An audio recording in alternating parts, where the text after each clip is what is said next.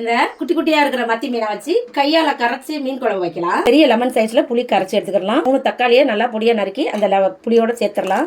முடிஞ்ச வரைக்கும் நல்லா கரைச்சி எடுத்துடணும். கருவேப்பிலை ஒரு கொத்து போட்டு அதில் அப்படியே கரைச்சிடலாம். கொத்தமல்லி, வெங்காயம், தேவையான மசாலா, வெறுமிளகாத்தூள், தனியாத்தூள், கலந்த மிளகாத்தூள் எல்லாம் சேர்த்துடலாம். குழம்புக்கு தேவையான அளவுக்கு கல்லுப்பு எல்லாத்தையும் சேர்த்து நல்லா கரைச்சி எடுத்துக்கலாம்.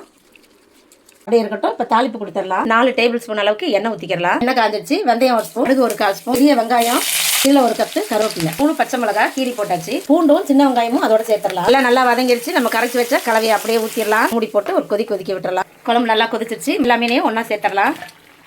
2 நிமிஷம் நல்லா வேகட்டும். அவ்வளோதான், மீன் குழம்பு ரெடி ஆயிடுச்சு. சூப்பராக மீன்லாம் வெந்து போயிடுச்சு.